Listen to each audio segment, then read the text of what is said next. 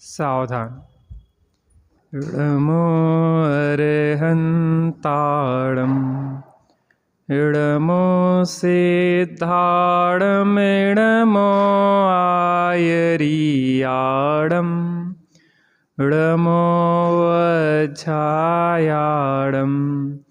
इडमो लोये सब साहूडम्।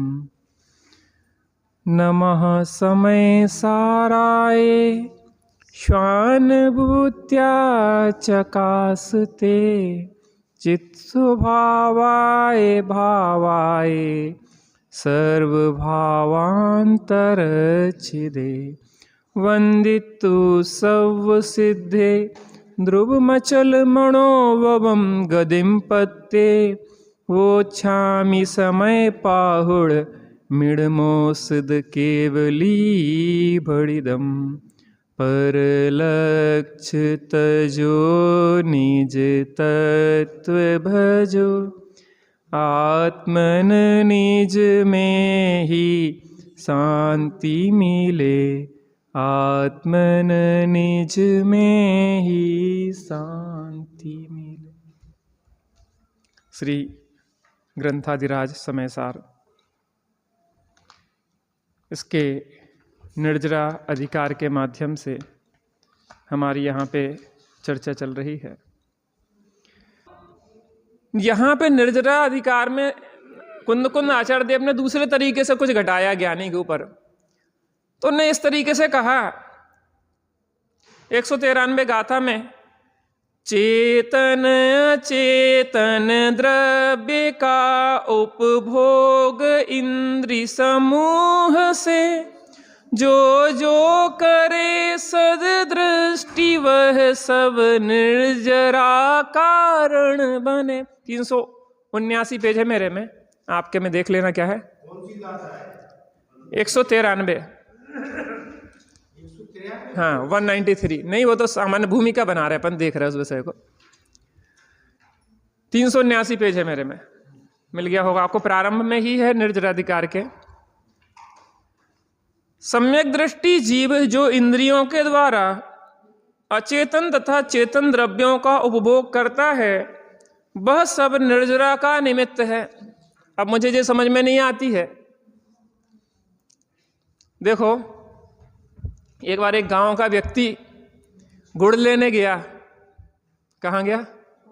गुड़ लेने गया। 193 गाथा है आपके में, 379 पेज होना चाहिए, जहां तक देख लेना।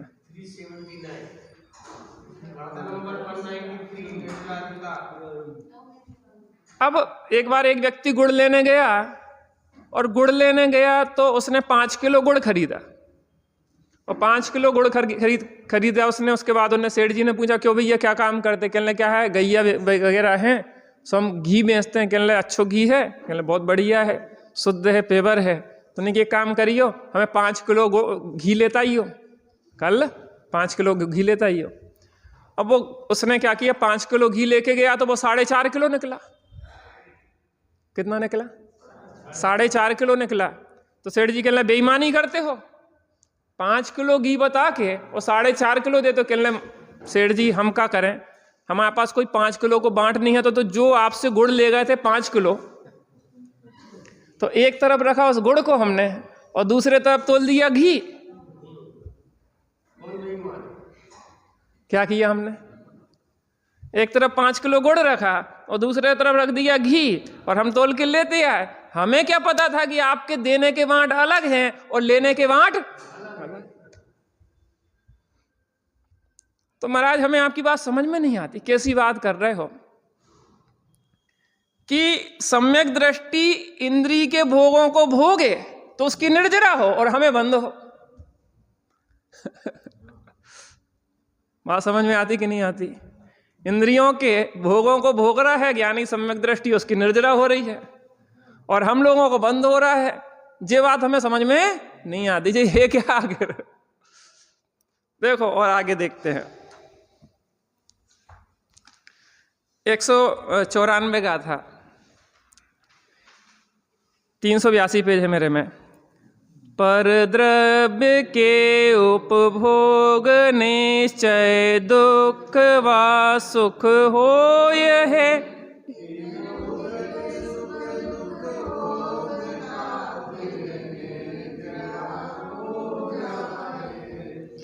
देख रहे हैं कि परद्रव्य का भोग कर रहा है तो अवश्य ही वो क्या रहा है, सुख और दुख होता है, चाहे ज्ञानी हो चाहे अज्ञानी हो, दोनों को हो रहा है। इन उदित सुख दुख भोगता फिर निर्जरा हो जाए है। अब वो उसने भोग लिया है ज्ञानी ने, अब उसकी क्या हो गई है, निर्जरा हो गई है, बंध नहीं हुआ है। क्या हो गया है? देखो ऐसा है ना कि हमने किसी से कर्ज लिया था और कर्ज हमने चुका दिया और दोबारा कर्ज लिया नहीं, तो क्या होगा, अब आगे चुकाना नहीं पड़ेगा। अज्ञानी जितने कर्म खिराता है उससे ज्यादा बांधता है। माने हमें आपके 1 लाख रुपए देना थे तो हमने दूसरे से 1.5 लाख रुपया लिए और आपके 1 लाख रुपए चुका दिए, तो 1 लाख का कर्जा चुका और 1.5 लाख का कर्जा सिर पे हो गया। समझदारी है कि मूर्खता है? किसकी बात चल रही है, किसकी बात चल रही? हमारी अज्ञानता की। अज्ञानी माने कोई छत पे बैठा नहीं है, अज्ञानी अज्ञानी कोई कहीं अदर पे नहीं है कि यहां बैठा अज्ञान। अज्ञान बिना अज्ञानी के नहीं होता, ज्ञान बिना ज्ञानी के नहीं होता, धर्म धर्मात्माओं के बिना नहीं होता, ना धर्म धार्मिकों बिना, धर्मात्माओं के बिना धर्म नहीं होता, अज्ञान अज्ञानी के बिना नहीं होता, ज्ञान ज्ञानी के बिना नहीं होता। क्योंकि आधार के बिना वस्तु कैसे ठहरे? तो बात यह है कि हमें अपने अंदर देखना है कि हमारे भाव किस जाति के हैं। ये तो पैमाना है, ये तो कसौटी है। कसौटी पे एक सोने की शुद्ध रेखा खींची है पंडित जी, कसौटी पे सोने की एक शुद्ध रेखा खींची है, उसके नीचे अपने सोने के खींचते जाओ।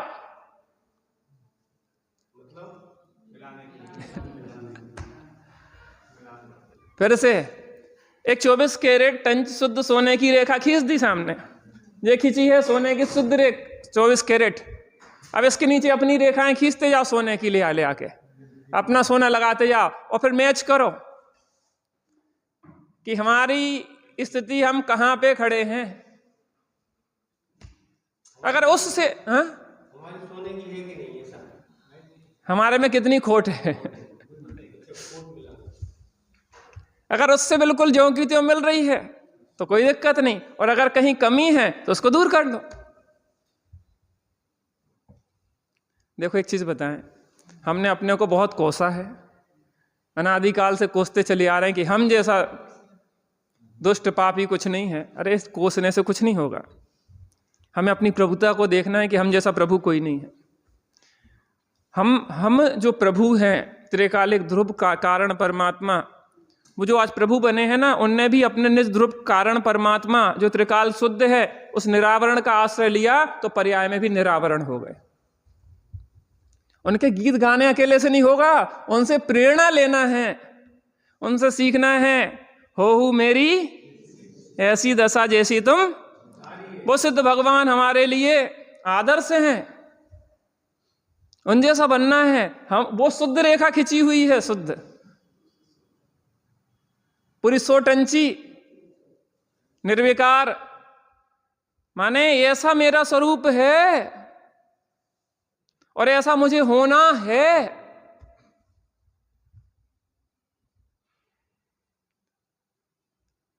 अज्ञानी और ज्ञानी में यही अंतर होता है। अज्ञानी नए कर्मों को बांध लेता है और ज्ञानी पुराने कर्मों की निर्जरा करके फ्री हो जाता है, निर्भर हो जाता है और सिद्ध दशा को क्रमशः प्राप्त कर लेता है। जो अपना निर्जरा अधिकार भैया ने लिया है, एक बार उसका रिवीजन कर रहे थे अपन, जिसमें अपन को पता पड़े कि विषय क्या है। ग्रंथ अवश्य अपने सामने रखें और मैं जो गाथा बोलता जा रहा हूं उसको आप आगे देखते चले जाएं। एक बहुत अच्छा दृष्टांत दिया आचार्य देव ने 195 गाथा में, पद्यानुवाद पढ़ते हैं। ज्यों जहर के उपभोग से भी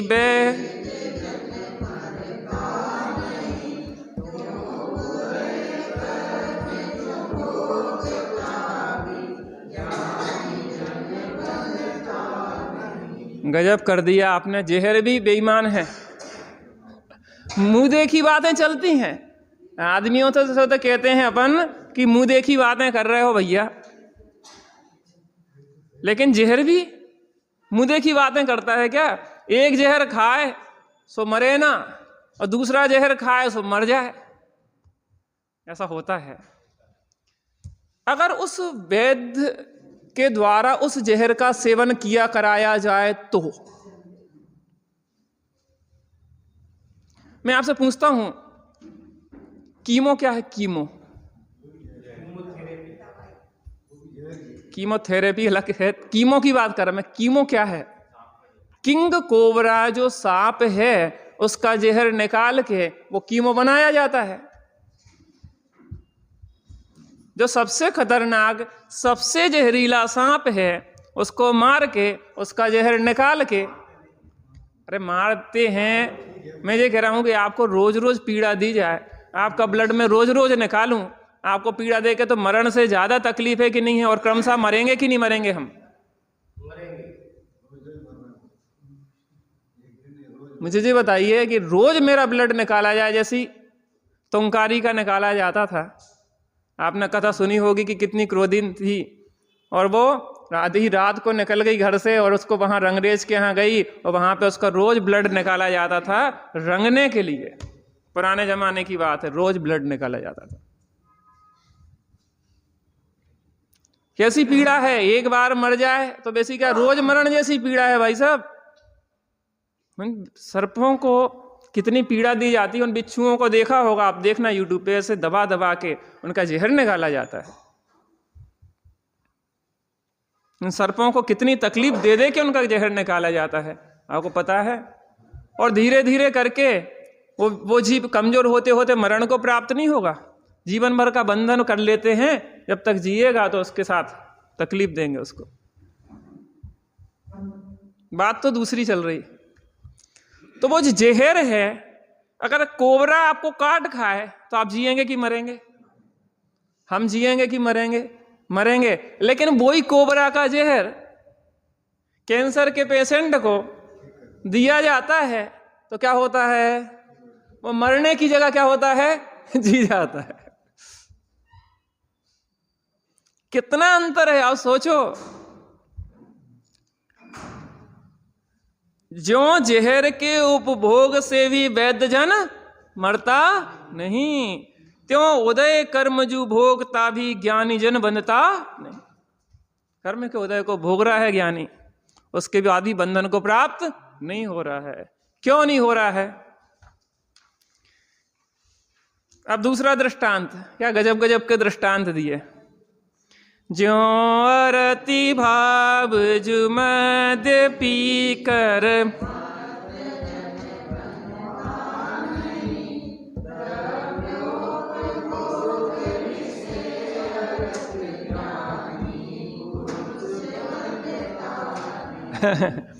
शराब पी के शराब ना चढ़े, ऐसा हो सकता कि नहीं हो सकता?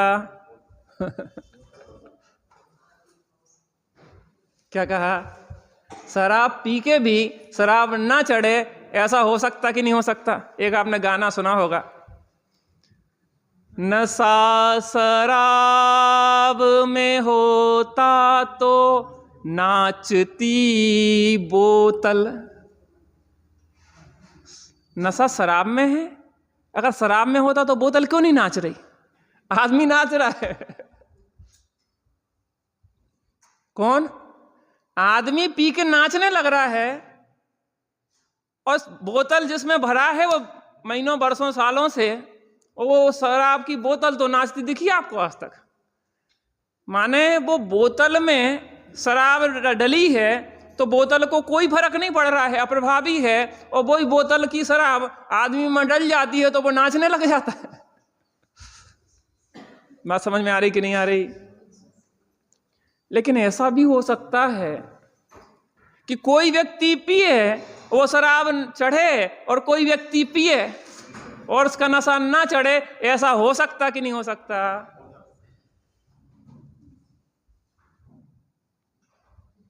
जी आरव आरिस्ट होते ना, आरव, इतनी इतनी बोतल कौन से आर आरेस्ट, वो हाँ वो क्या अशोक अरेस्ट होते जो, उनमें एल्कोहल होता है, शराब होती है। जो होम्योपैथी की गोली होती ना, जिसमें जो एसेंस डाला जाता है वो एल्कोहल ही मूल बेस होता है उसका। उसके बाद जहरीले कीड़ों का एसेंस निकाल के उस एल्कोहल में मिला दिया जाता है। क्या जहरीले कीड़े, तिलचट्टे आदि और बहुत सारे कॉकरोच वगैरह, उनको मार मार के उनका एसेंस निकालते हैं, उस एल्कोहल में डालते हैं, फिर आपकी वो शक्कर की गोलियों में उस एसेंस को डालते हैं और हम कहते हैं क्या गजब हो गया, हम तो स्वस्थ हो गए।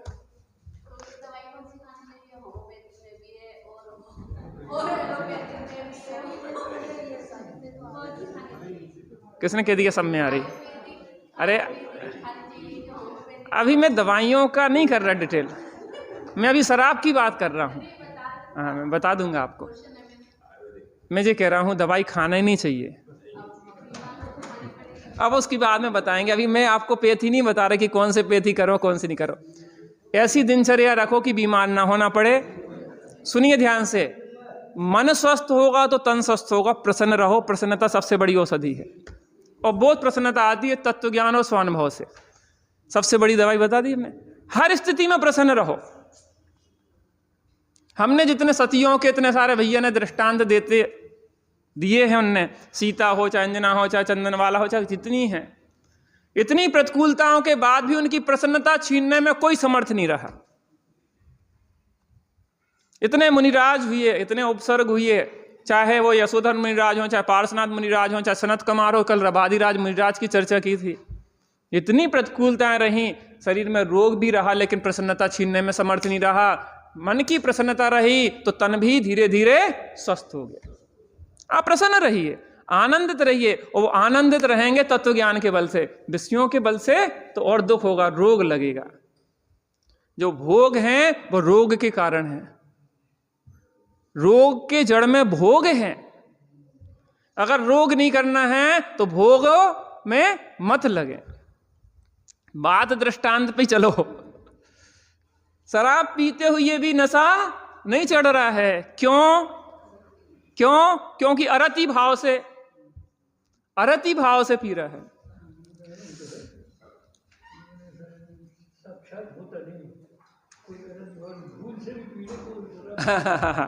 इसमें आचार्य देव, हाँ देखिए आप वो जो कह रहे हैं वो भी एक विविक्षा है।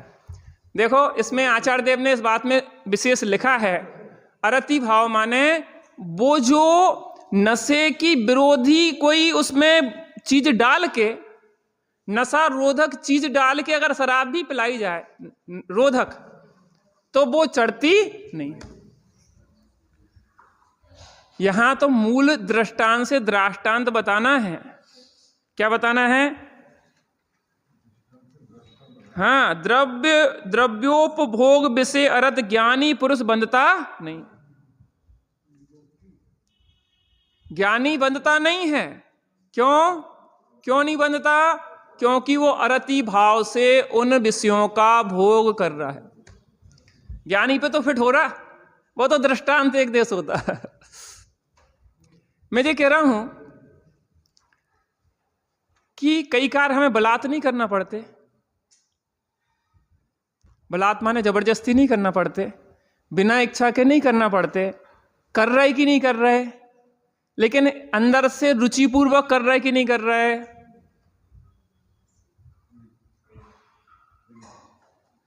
जैसे ऐसा समझो अपन कि किसी व्यक्ति के बच्चे को किडनैप कर लिया और उससे कहा कि तुम फला बैंक में जाके डकैती डालो।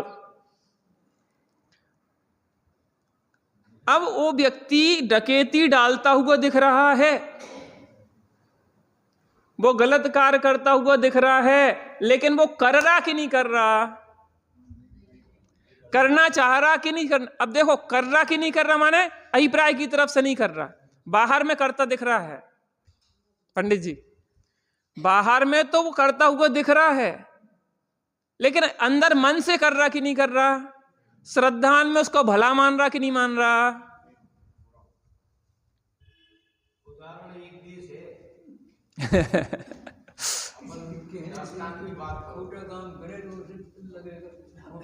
हाँ हाँ हाँ, आप जो कह रहे हैं वो किसी अपेक्षा से सही है। देखो, हाँ हाँ, अब देखो, फल लगेगा लेकिन मिथ्यात्व जन्य नहीं लगेगा, अनंतानुबंधी जन्य नहीं है, अप्रत्यख्यान प्रत्यख्यान संजुलन जो कसा है उस जन्य है, जितना जुड़ान है। देखो, समय सार जी की थोड़ी शैली समझ लें अपन।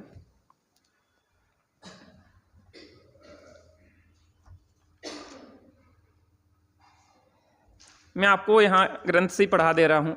समय सार जी की शैली समझे बिना क्या है कि हम बहुत कंफ्यूज्ड होंगे। यहाँ पे क्या बात कह रहे हैं, किस दृष्टिकोण से जो समय सार बता रहे हैं, किसको बंध नहीं होता, किस जाति का बंध नहीं होता, इसको समझ ले। मैं आपको अनुशीलन से पढ़ रहा हूँ, आप ध्यान से सुनिए। यार कुछ वो देते ना इसके पीछे पेन वगैरह कुछ चीज में।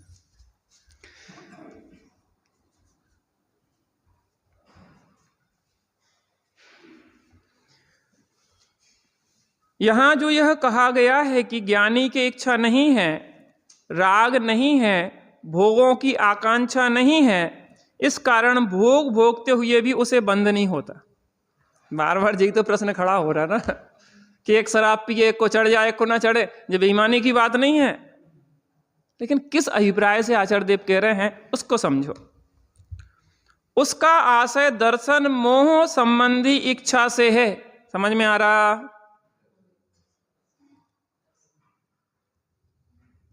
मिथ्यात्व, ज्ञानी के मिथ्यात्व माने चौथे गुण स्थानवर्ती है, तो मिथ्यात्व और अनंतानुबंधी चली गई। कौन सा बंध नहीं है? मिथ्यात्व और अनंतानुबंधी संबंधी बंध नहीं है। लेकिन आचार्य देव तुझे कह रहे उसको बंध ही नहीं होता, और बंध नहीं होता उल्टी निर्जरा होती है। ये तो हमें समझ में नहीं आती है। अब इसको समझते हैं थोड़ा सा। देखो, अनंत संसार का कारण क्या है? अनंतानुबंधी। मिथ्यात्व में तो डायरेक्शन बदलता है, मिथ्यात्व दिशा को बदलता है। सुख तो है अंदर में, और मिथ्यात्व कहेगा सुख है परद्रव्यों में, मिथ्यात्व कहेगा सुख है विषयों में। एक कहानी है रक्ता रानी और देवरती राजा की। राजा की एक रानी थी, उसका नाम था रक्ता। राजा उससे इतना प्रेम करता था कि वो राजकाज सब भूल के उस रानी में रत रहता था। अब वो मंत्री ने कहा, महाराज आप ऐसे रत रहेंगे तो राज्य पे कोई भी हमला कर सकता है, या तो आप राज्य को चुनो या रक्ता को चुनो। इसको चुनो, या तो आप राज्य को चुनो या रक्ता को चुनो। तो ने कहा रक्ता को चुना, राज्य को छोड़ दिया। किसने? कौन से राजा ने? देवरती नाम के राजा थे। कि कोई और दूसरा राजा भी है जो अपने राज्य को छोड़े बैठा है? कोई और राजा नहीं है। इन विषयों के चक्कर में जो चेतन राजा अपनी अनंत संपदा को भूल के बाहर में भीख मांग रहा है कि हे स्त्री मुझे सुखी कर दो, हे पुरुष मुझे सुखी कर दो, हे धन मुझे सुखी कर दो, हे गाड़ी मुझे सुखी कर दो। अब वो वहां से निकल गया, जैसे तैसे काम करके वो राजा अपनी रक्ता रानी का पेट भरता था, अपना पेट भरता था। एक बार वो काम पे गया था, अर्थात कुछ सामग्री, भोजन सामग्री लेने गया था, और वो वहां से आया। उसके पहले वहां पे एक कुबड़ा बदरूप और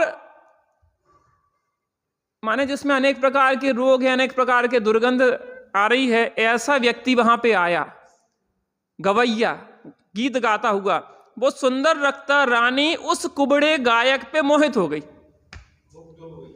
मुग्ध हो गई। आप सोचो, और मुग्ध होके कहने लगी कि मुझे तुम्हारे साथ भोग भोगना है। उसने कहा जब तक तुम्हारा पति जिंदा है तब तक हमारे लिए बाधा बनी रहेगी, तो पहले तुम अपने पति को मारो, उसके बाद में भोगूंगा। जे विषयों की दशाएं देखो आप। अब रक्ता ने क्या किया? पति आए राजा देवरती, और उनने क्या कहा कि महाराज आज आपका जन्मदिन है और आज आपको क्या है, मैं आपका स्वागत करना चाहती थी लेकिन मैं क्या करूं, आज मजबूर हूं। कहने लगे कैसी बात कर रहे? कहने लगे आप एक काम करो, आपका जन्मदिन मनाएंगे, बड़ी बड़ी फूलों के वो लाओ, झालरें टाइप की बड़ी बड़ी अच्छी रस्सी में बांध के फूल पूरे के लंबे लंबे ले आए। वो लाए, नहीं चलो वहां पे अपन पहाड़ी के ऊपर बैठ के आपका जन्मोत्सव मनाएंगे। और उस राजा ने सोचा कि ये तो हमारे लिए श्रृंगार कर रही है, उस रस्सियों से फूल मालाओं से उसको अच्छे कस के बांध दिया और पहाड़ी से नदी में फेंक दिया।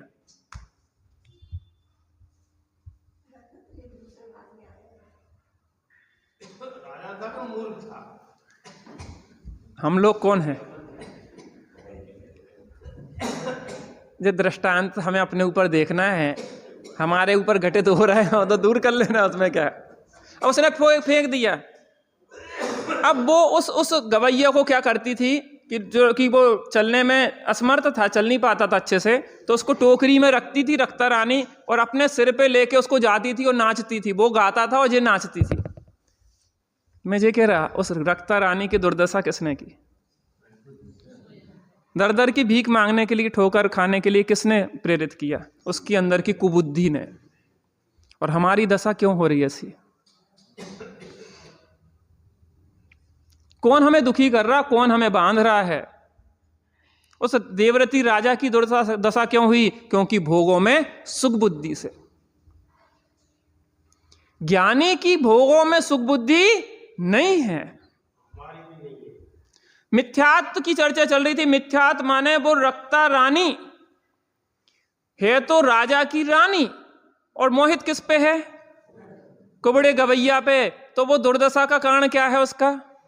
कि अपने पति का संग तो नहीं कर रही, अपने पति की ओर दृष्टि तो नहीं कर रही, और किसके ऊपर कर रही है वो? उस कुरूप और कुबड़े बदबूदार व्यक्ति के ऊपर।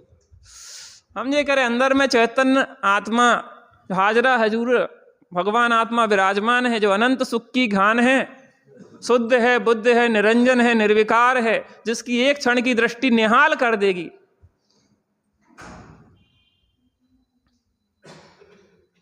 और उस पर हमें मिथ्यात्व, हमारा जो मिथ्यात्व की चर्चा चल रही, मिथ्यात्व अनंतान मंदी, वो मिथ्यात्व उस पर दृष्टि नहीं करने देता, दृष्टि फेर देता है।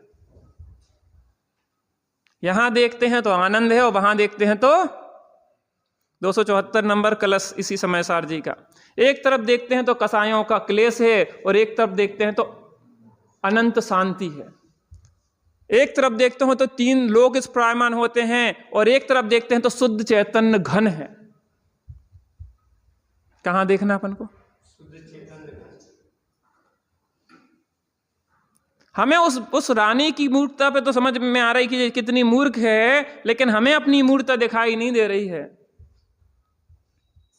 काहे में लगे हम? ज्ञानी को बंध नहीं होता। कौन सा बंध नहीं होता? मिथ्यात्व अनंतान मंदी जन्म नहीं होता। अनंतान मंदी माने अनंत संसार का एग्रीमेंट। क्या का एग्रीमेंट?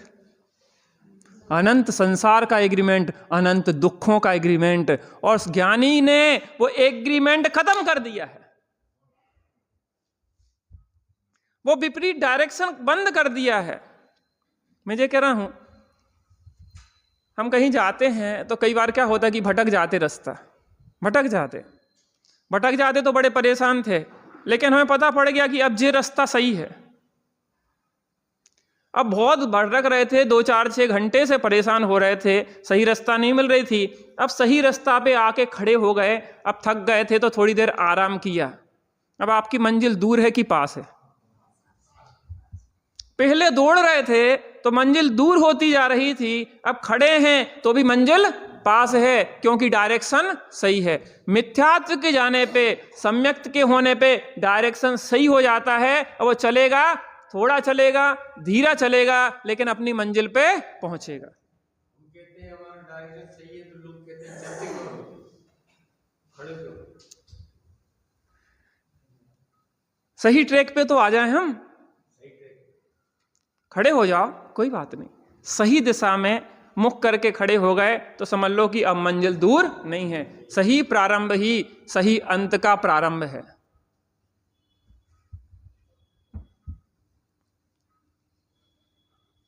अब मिथ्या तो गया, डायरेक्शन बदला, अनंतानमंदी गई, अनंत संसार के कारण रूप भाव होते ही नहीं है अब। इसका मतलब आचार्य देव कहते हैं कि अब संसार है ही नहीं, या संसार अब चुल्लू भर रह गया। इसका मतलब यह है कि ज्ञानी को बंद होता ही नहीं है, क्योंकि अनंतानमंदी जन जो बंद है उसको ही वास्तव में बंद किया जाता कहा जाता है, क्योंकि वही अनंत संसार का कारण है। संपूर्ण समुद्र सूख गया है, बस चुल्लू भर पानी रह गया है, तो आप क्या कहोगे? अब तो समुद्र सूख ही गया। आपको 1 लाख रुपए किसी के देने थे, 99,999 चुक गए, तो अब क्या कहा जाएगा? सामने वाला भी कहेगा कि भैया चुक गए। कोई पूछेगा क्या पैसा चुक गए तुम्हारे, तो क्या कहेगा? चुक गए। 1 रुपया बाकी तो है, अब 1 की कीमत वे भी चुक जाएंगे। बात समझ में आई? जो निर्जरा द्वार जिस पे प्रतीक भैया ने चर्चा की है, उस पे अपन एक बार एक दृष्टि डालें। चूंकि क्या होता है कि बीच बीच में वहां से वो छोड़ के गए, फिर वहां पे जाके हमारा काम तो यह है कि जोड़ते जाना। हम क्या करते? ज्वाइंट कर देते विषय को, क्योंकि अपन तो यहीं के हैं, बाहर के विद्वान आते हैं चले जाते हैं, अब उनको कैसे कनेक्ट करना, और बीच की लिंक हम बना देते हैं आप लोगों के बीच में। तो जब तक विषय का हमें मूल थीम समझ में नहीं आएगी, मूल उसका बेस समझ में नहीं आएगा, तब तक हम कैसे समझेंगे? अब बीच में उसको भोगते हुए भी निर्जरा हो रही है। अब भैया हमें तो समझ में अभी तक नहीं आएगी कैसे निर्जरा हो ज्ञानी को, लेकिन आचार्य देव कह रहे हैं उसकी मूल समय सारजी दृष्टि के विषय का ग्रंथ है। इसलिए प्रवचन सारजी हमने लिया कि उसमें दोनों पक्ष हैं, वस्तु परक भी बात है और प्रयोजन परक भी बात है। जब तक कोई नया व्यक्ति को वस्तु परक बात समझ में ना आए, ऐसा समझो कि प्रमाण की वस्तु का ज्ञान नहीं हो, संपूर्ण वस्तु का ज्ञान नहीं हो, और किसी एक विविक्षा के माध्यम से उसको बता दिया जाए, तो उससे क्या गलती होती है कि उस एक ही पक्ष को पूरी वस्तु मान लेता है। बात समझ में आती ना? हाथी के दृष्टांत से समझो। हाथी है, हाथी एक तो आंख वाला देखे और फिर विविक्षा में मुख्य गुण करके कथन करे, और एक अंधा उसको जानने का प्रयत्न करे।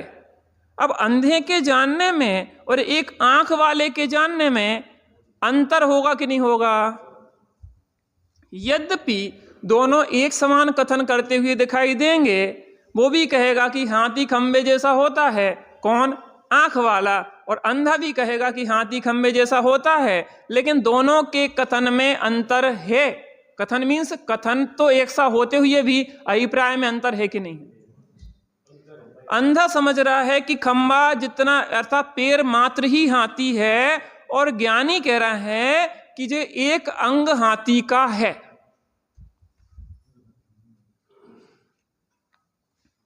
अभी हम जो कथन कर रहे हैं वो किसी एक अंग की मुख्यता से कर रहे हैं, अभी हमने पूरी वस्तु का कथन नहीं किया है। कथनचित हाथी खंबे जैसा होता है, जी क्या है? स्यादवाद शैली, और सर्वथा मान लेना कि हाथी खंबा होता है, तो वो एकांत मिथ्या एकांत में चला जाएगा। तो जब आप पूरी वस्तु का ज्ञान करने के बाद फिर प्रयोजन साधने के लिए मुख्य गुण करते हैं, तो उससे क्या होता है कि आपके कार्य की सिद्धि होती है। और बिना पूरी वस्तु को जाने हुए और हम अगर किसी एक पक्ष को देख के अगर चर्चा करें, तो हमारी क्या होता है? मिथ्या एकांत हो जाता है। समय सार जी में जो चर्चा है वो इतनी प्योरीफाइड है कि उन्हें पता है कि जो पहले से बहुत अध्ययन करके आया है, बैठा हुआ है, इसको नयों का अच्छी तरह से ज्ञान है, इसको प्रमाण की वस्तु का अच्छी तरह से ज्ञान कर लिया है। अब जी अपना मुख्य प्रयोजन साधने के लिए जो आज तक नहीं किया, जिस एकत्व विभक्त आत्मा को हमने आज तक नहीं साधा, जिस दृष्टि के विषयभूत आत्मा को नहीं साधा हमने, अब हमें वो साधना है।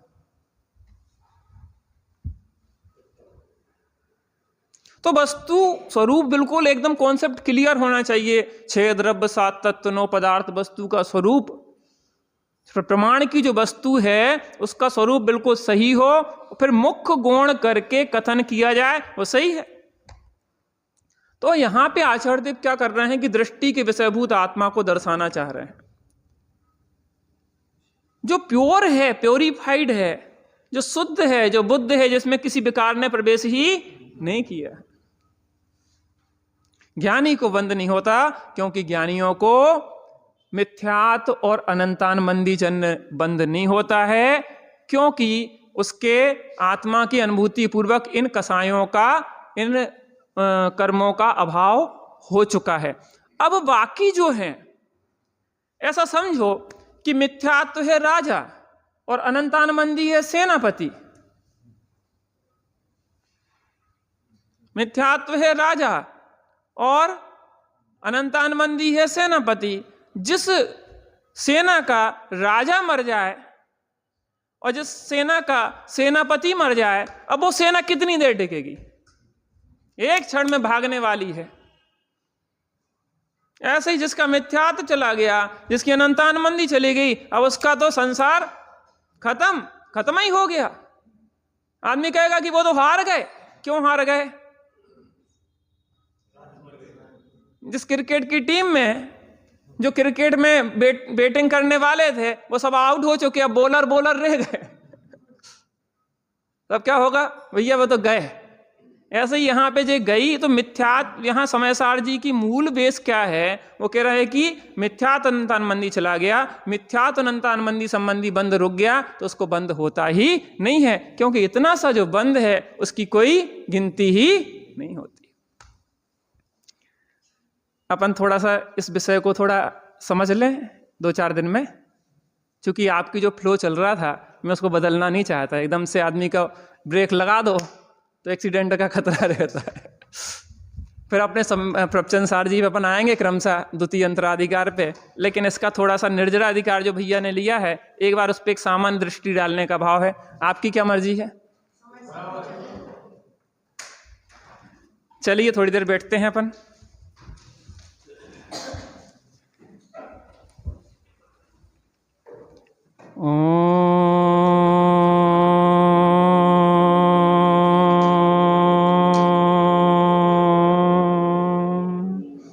शांति शांति शांति।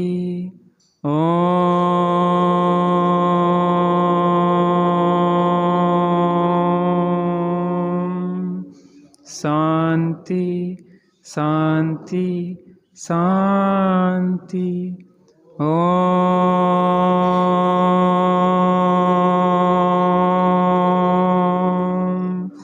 शांति शांति शांति। ज्ञानी को बंध नहीं होता। क्यों? क्योंकि उसने अपने निर्बंध स्वरूप की अनुभूति कर ली है। बंधन तभी तक है जब तक कि निर्बंध स्वरूप की अनुभूति नहीं है। जहाँ निर्बंध स्वरूप की अनुभूति होती है तो कर्मों के बंधन भी धीरे धीरे गिरना शुरू हो जाते हैं। आज तक हमने जिसको नहीं देखा, आज तक जिसका परिचय हमें नहीं है, आचार्य देव उससे परिचय कराना चाह रहे हैं। उसके लिए थोड़ी देर शांति से बैठना होगा।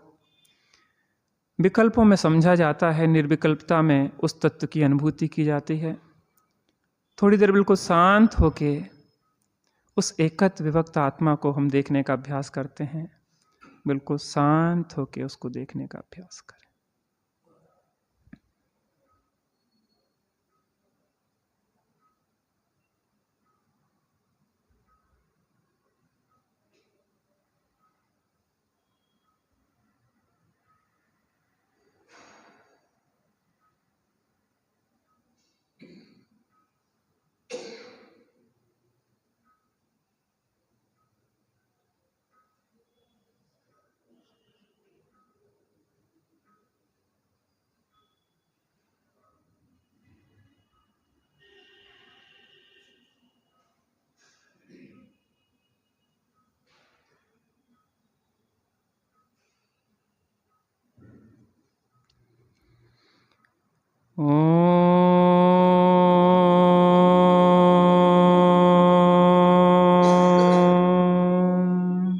शांति शांति शांति।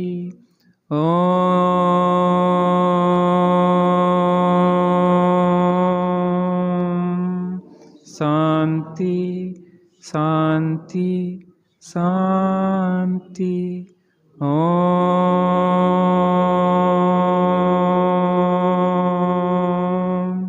शांति शांति शांति। सहजानंदी शुद्ध स्वरूपी अविनाशी हूँ।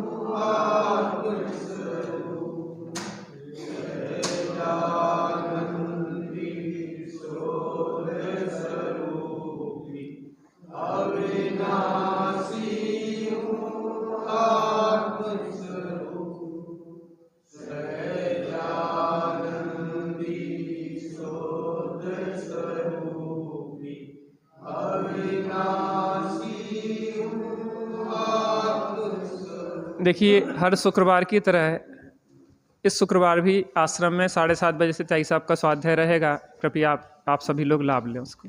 निज निज